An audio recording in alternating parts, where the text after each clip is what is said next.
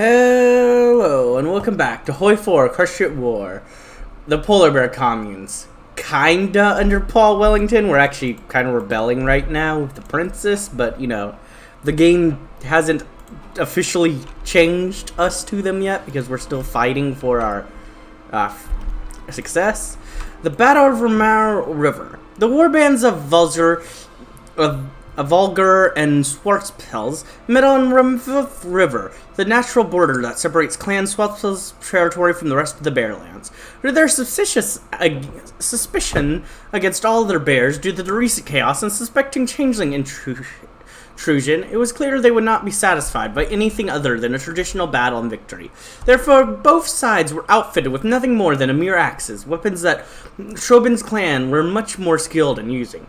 And even with Vulgar's clear numerical advantage from the start of the battle, it became obvious that numbers didn't matter here, only skill, strength, and conviction. It was not over any short amount of time, quite the opposite in fact. Over the course of an entire week, bears fought each other head-on, some resorting to their bare claws on the battlefield. It was a long stalemate, as neither clan could get the upper paw, until finally on the 7th day, things changed.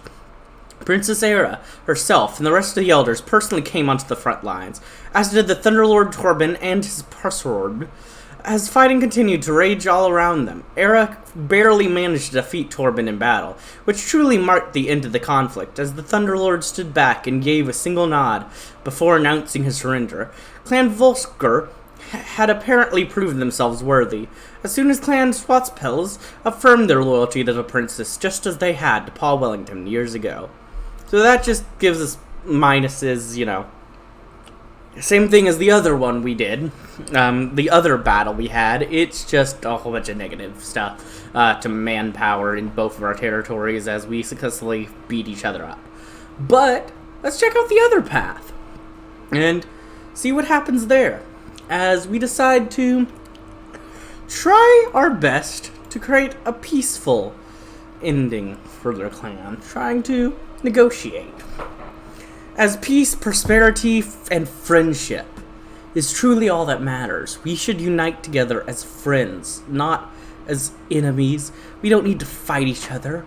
We need to talk, communicate, and bring peace to our realm. That is what matters. Am I right, people? I better be. I really hope that we can one day actually do things. build things, or... Oh, we're actually producing stuff now! That's great! Send emissaries to Clan Schwarzpels. Tormund might be a beast, and a savage one at that, yet Paul Wellington had managed to befriend him. And before the collapse of the Order Clan, Schwarzpels were the most loyal to the goal of bear unity. Perhaps if we extend our claws in friendship, another side of the brute will appear. Well, it's worth a shot.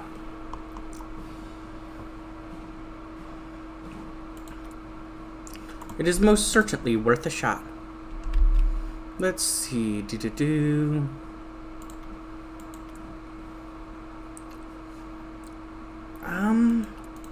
Yeah, let's just improve worker conditions. Let's get some stability back, because we're not feeling great when it comes to stability right now.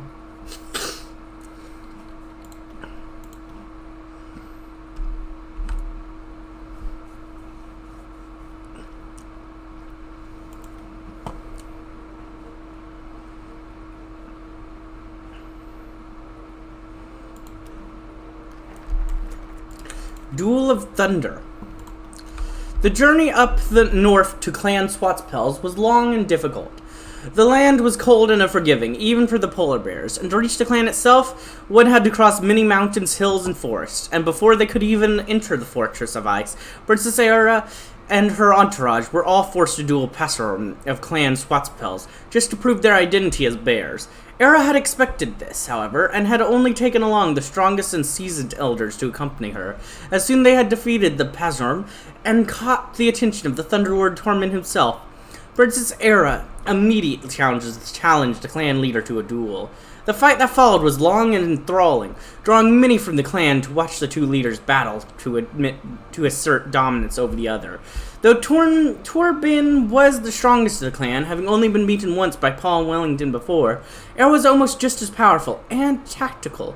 Even so, it was only a matter of sheer luck that the princess managed to claim victory, exploiting the Thunderlord's over-aggressiveness, and when Torbin rose back to his paw, he expressed it with grudging respect, as both he and Clan Schwarzpelz swore allegiance to Princess Era, the unifier of the clans. Sometimes the sword is stronger than the pen. That's an E4 reference. If the takeover of Westlandia was not good enough proof of how it is, it's also just a reference to actual history and like a famous quote, but whatever. It's a U4 reference. Get out of here. Proof of how it is we who should unite the bears. And the certainty is more than enough. For even the beastly Lords of Thunder of Schwarzpelz admit the superiority of our conviction over theirs. True. The Despot. Tyrants to the west. Our views towards Paul Wellington and his clan of fanatics and bloodthirsty zealots is perhaps somewhat muddled, for while we cannot help but feel disgusted of many of their actions and spitefulness, would we even be here without them? Really, Virgili? Okay, go fight them all. Tyrants to the west. Clan Skyfling, the former head clan of the Polar Bears, has long been led by the despot known as Paul Wellington. They were the first to unite the clans into one, forcing all others into submission, taking place of superiority and domination as the undisputed masters of the lands. They even imagined themselves as being blessed by divine favor, an aspect of their religiosity deeply embedded into the clan itself. Paul Wellington had continued to ignore the wishes of the other clans during his rule, something that had inevitably led to the situation occurring now. However, for all their faults, the achievements that Clan Skyfling have accomplished are undeniable. For even with all the mistakes in doing so, the despot was the first to finally unite bears under a single banner. His experiments from other races are unparalleled in all the clans, especially in warfare. Both him and Clan Skyfling valued law and order, not just in their lands, but across the country. Without his leadership, the polar bears may very well have been conquered or subjugated by another race, such as changelings, long before now. But can they listen to reason? Well, first we're going to do Strike at the Heart. Cool. A proper and moral northern state cannot exist if would-be despots aren't put into their place. Paul Wellington might be a master of warfare and possess one of the most fearsome armies in the north, but we cannot show weakness of our conviction and ideals. Yes, that is true. Winter Moon celebration, I don't care.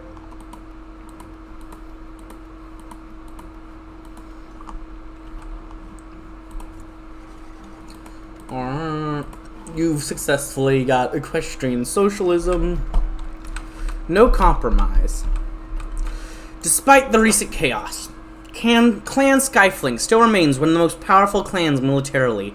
They of course had the despot himself, Paul Wellington, to lead them, as well as subjects in the clans of Onlerter. However, they were also lacking one critical thing, and that was unity. With Paul Wellington's failure to keep order, tensions between Skyfling and the South were at an all-time high, and the cooperation was at a breaking point. The two armies of war bands met in the hills close to the border with Volston's territory, led by the despot and the princess respectively. Their numbers were close to equal, and though Clan Volsker had their warriors of Starsteel, Clan Skyfling still possessed great weapons of death.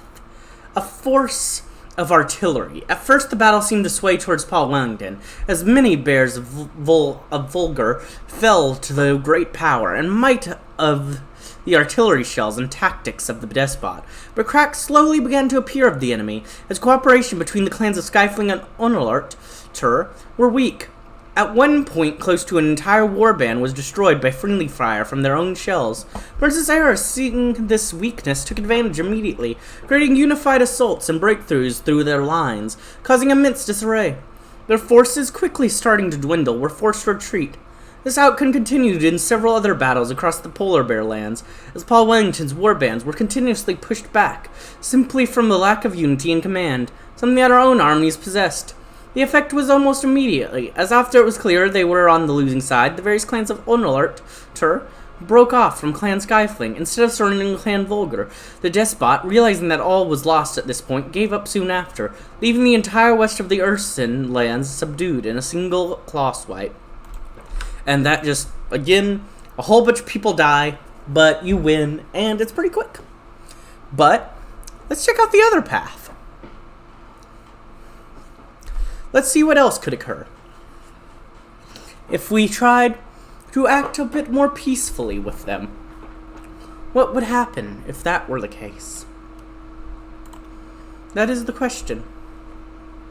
Would they be willing to accept our peaceful ways? Would they be willing to strike a deal? If so, we could unite all our lands in peace, without a single conflict happening. All of the Bear lands united as one, in complete harmony and peace, with no conflict, no fighting, no wars to come with it. That's truly what we hope for. What more could you ask? Send emissaries to Clan Skyfling. Successful defense, the enemy raiding party has been hit hard and pushed back outside of our borders. Undoubtedly, they'll be unlikely to try it again. Look at them run. Nice. Paul Wellington might be a despot, but he is not insane, or even perhaps not as cruel as he pretends to be. After all, he spent much time among races far more pragmatic and less stubborn than most bears. Perhaps an attempt at negotiations could lead to somewhere. Winter moon celebrations, nice.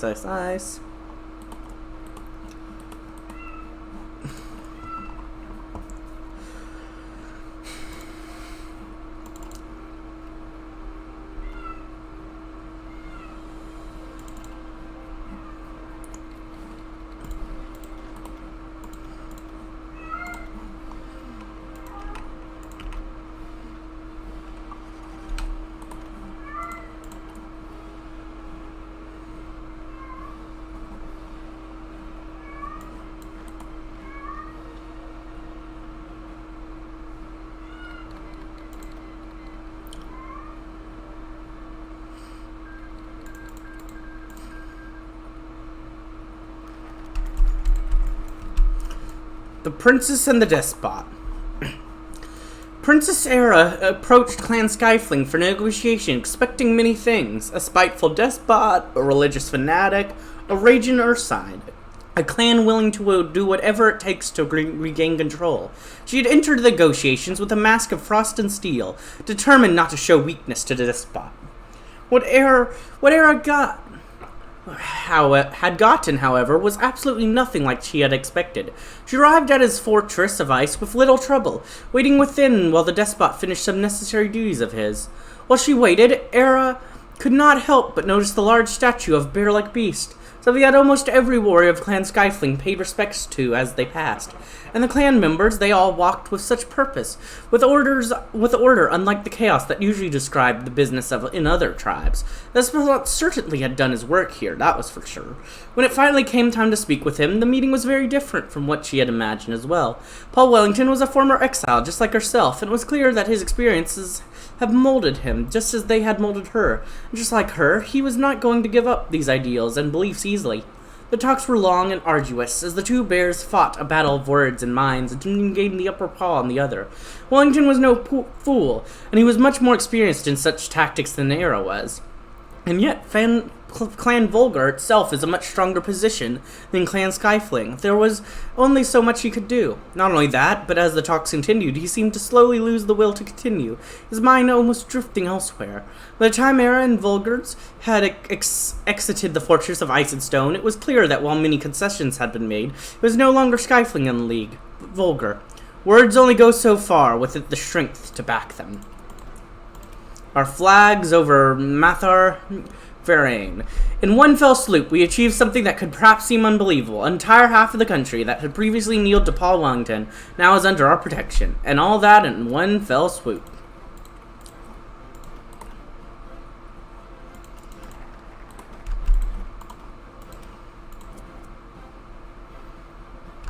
United under the standards of harmony. The lands of the polar bears have been reunited, but not under a despot or a beast or some opportunist. No, it has been united under the moral and righteous harmless principles. From now on, everyone that lives within these lands will march onwards, beneath the standards and symbols of harmony. Victory at last. It was done. Though they were faced with by obstacle after obstacle, Princess Era had united the clans once more, from north to south, east to west. All acknowledged Era and Harmony as the leader and path of all bears. The strength of their beliefs was proven without a doubt, and the time of chaos had come to an end. But there is no time to rest on our victories. True strength is proven through our actions, not words, and so we shall carry out what we have promised we shall do. All clans will have a say in the future, a united future of harmony and unity. For how apart we may fall, but together we will overcome anything that dares block our way. For the new future. We've done it. No, I'm not worried about you guys. Alright. Era of Clan Vulgar. A curious leader among bear elders, Era is stark outlier to normal brutality of Ursins due to her past as an exile. At a young age, she was cast out from Clan Vulgar and bear society itself for ideas aligning with that of weak ponies from the south, and left for the land of Equestria. She traveled there for many years, studying pony society, culture, and their way of life. The knowledge she gained only grew her fascination of harmony as an ideology, believing that the equestrian way was not just something for ponies, but also something Ursines could achieve as well. However, not everything learned was positive during her time in Equestria, for no matter where she traveled, the signs of the Industrial Revolution and its consequences presented itself for her to plainly to see. Factories overtook nature as ponies' kind asserted its dominance more and more over the land, sometimes with little regard for the local flora and fauna. The ecologists she did meet gave her hope, however, and she swore to herself that should she ever get the chance, she would ensure the same would never happen to her homeland. That chance presented itself with Paul Wellington returned to the north, and his takeover of the clans. As her former home of Clan Vulgar was decimated and at brink of collapse, she returned to offer help to the place that once exiled her, and they were forced to accept, bringing in thousands of former exiles like Era herself, and changing the clan forever. With her new and now popular ideas among the younger, and even some of the elders, Era's leadership came swiftly until the pivotal moment when she was forced to openly fight back against Paul Wellington's leadership. Now having become the new unifier of clans, Era leads polar bears to a newer, harmonic future, though how that future will look remains to be seen. And, yeah. Paul Wellington apparently gets to continue leading there, and gets to continue being a general. Cool. Nothing wrong with that, I suppose? Oh, I see. So this, if we went with the more extreme path, we could actually be a bit more extreme. And it could, and if it's fallen, you could also find out that. Interesting. I might have to do this nation again then, but crown the first queen. Okay, it's just the first princess or the first queen. I mean, okay, but yeah, the principles of harmony. The original ideas and principles of harmony have remained true and thrived here, allowing us to peacefully gain the support of clans in our reunification. Without showing them our strength through subjugation, we are in a much more precarious position, as only our words and promises are keeping them loyal to our clan. Listening to their demands will be crucial for moving forward with unity. Yes, of course, but what other path would there be? Unity will protect us.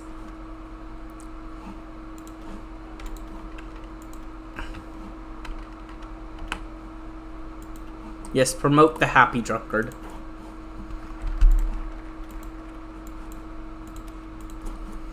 Crown the first polar princess. Oh, first, a unique situation.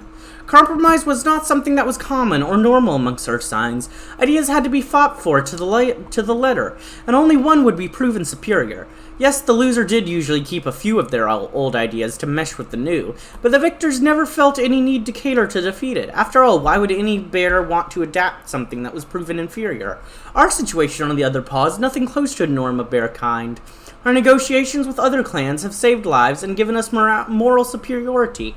For what that matters, but it also has put us in a much more fragile footing compared to other clans. They are not kept under our banner through force, threats, or subjugation, but simply by their own free will and word. The ties between tyrant and lesser no longer exist, and what means we will have to tread carefully and keep them satisfied if we are to keep bearkind together. But though the next few days will be difficult, to say the least, we will be stronger for it in the end. For what has our diplomacy proved, if nothing than that every clan is something worth listening to? Actions and understandings are the binds of unity, not force. Alright, real quickly, I am going to see what the communist guy's effects are, just because I'm curious. I gotta know. Because he makes an event up here. I gotta read the event that he makes up here. I'm not gonna go communist, but I am gonna see what that event is, because I have to. I have to read all the events. Frozen ambitions. How little they knew. How small their imaginations, how insecure and weak their character, how arrogant and sure of their superiority despite their limitations' frail being. These thoughts simmered in Ice Bear's mind as he walked the halls of the state and was escorted about in a tour of the building. Here and there, clerks worked on trivial matters, and the well-off demanded the attention of senior officials. It was all the inspedite workings of a broken state, a state that had long since forgotten to serve its community. It needed a replacement, and Ice Bear's motivations only became more radical as the day went on. It was not enough, as he had thought that morning, to be a voice of change had a stronger society from the inside. No, the very structure of the state had to be torn down and built anew. Only he, Ice Bear, had the imagination and bold vision to do so. Only he, Ice Bear, could be the person to lead it. When eventually he was led to his office and given his portfolio, he, as assistant deputy advisor to the transportation minister, he said all the pleasantries expected, and shook the paws of the minister a little too firmly before he took his seat. "Of course, minister," Ice Bear spoke, and leaned back slightly in his chair as he accepted the file offered. "I will have it on your desk by tomorrow," he returned, and the minister soon enough left Ice Bear alone, hardly taking more than a minute to speak, and he sighed softly before reaching out to the directory on the desk. There would be no report the next morning, or the next. Ice Bear had his own ambitions, and his position was quickly forgotten within the next civil service. He schemed, he plotted, and he built his connections, all while he collected steady government pay. Soon his visions would be made real.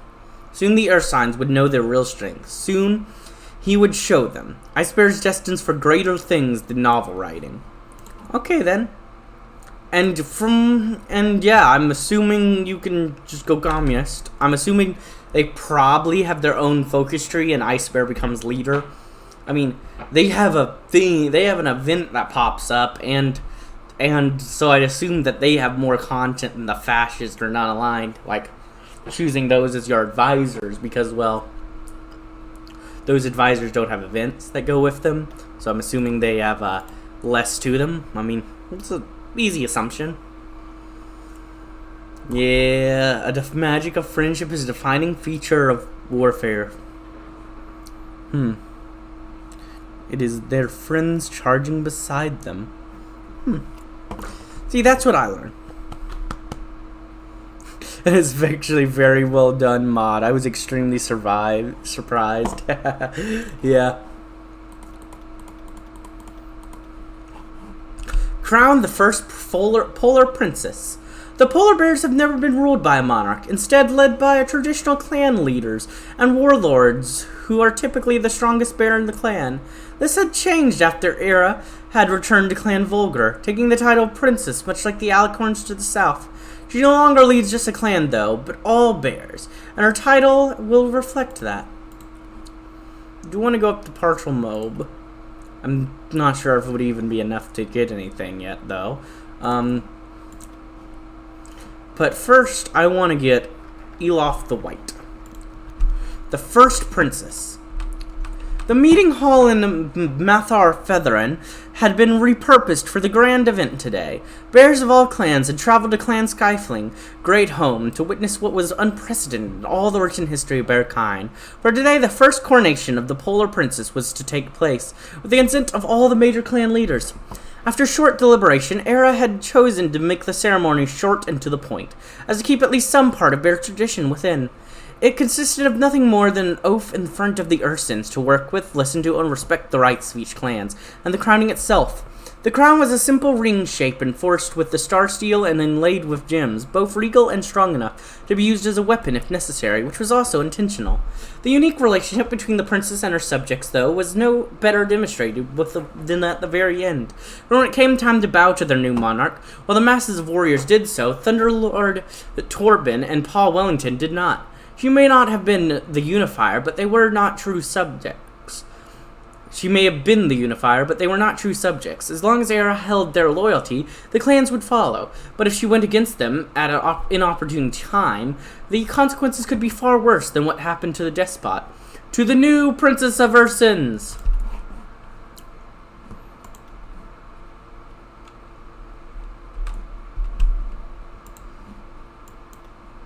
Heal off the white. Alright, let's start with just our concept of harmony.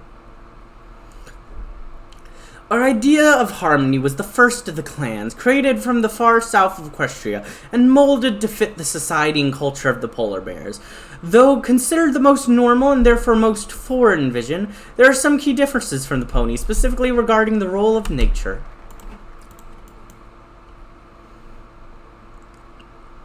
Let's see.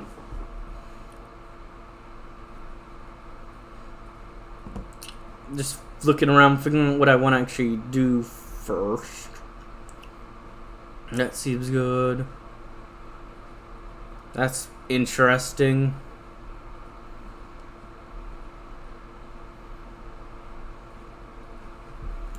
Let's start with the paw concept of harmony. Though Paul Wellington himself has been strangely absent as of late following the coronation, an assembly of bears from his clan put forward by him has arrived to represent their ideals. The influence Paul had on the clan is still very much obvious, but it seems that they are much more moderate when it comes to views on authority.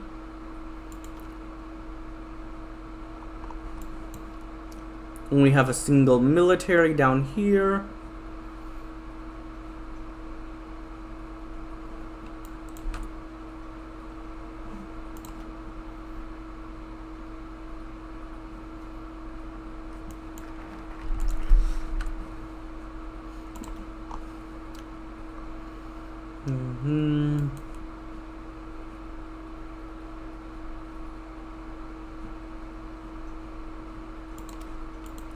But I think this is good enough time to go ahead and end this episode. I hope you enjoyed, and if you did, like, comment, subscribe, and hit the bell button. And as always, peace.